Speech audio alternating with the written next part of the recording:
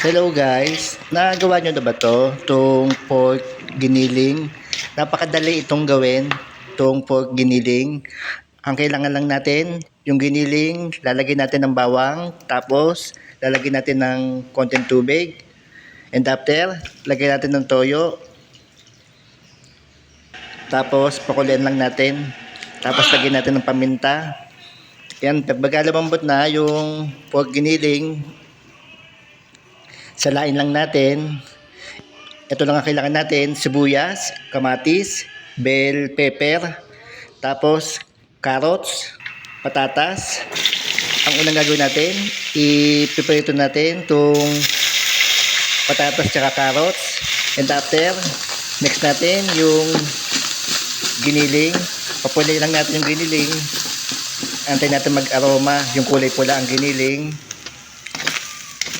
Tapos set aside lang natin. And after,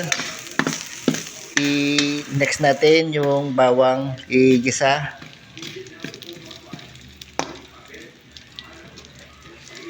Sundan lang natin. And after, yung kamatis, igisa rin natin. Tapos yung sibuyas, next natin. Tapos ito yung pinagpakuluan ng giniling, ibuhos na natin dito. Pag kumulo, ilagay natin yung pinilito natin patatas tsaka carrots. Tapos lagyan natin ng cubes. Ganun lang kadali yan, yung pork giniling. Tapos lagay natin yung bell pepper. Isa rin nagpapalasa to, itong bell pepper. Yan na, medyo luto na natin yung giniling natin. Tara guys, kain na tayo. Tikman natin guys. Kung hindi pa kayo nakaka-subscribe sa aking YouTube channel, paki-subscribe lang po. Yun lang po, marami pong salamat. Tama lang lasa niya, hindi man maalat.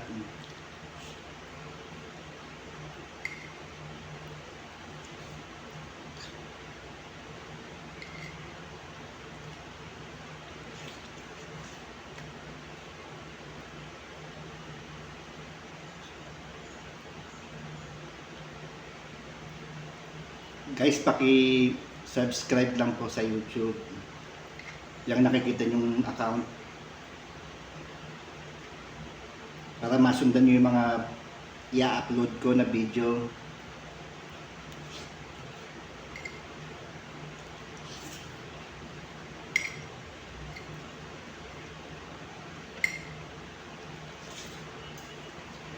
Yun lang po. Sa uulitin, mga kalasa. Bye-bye.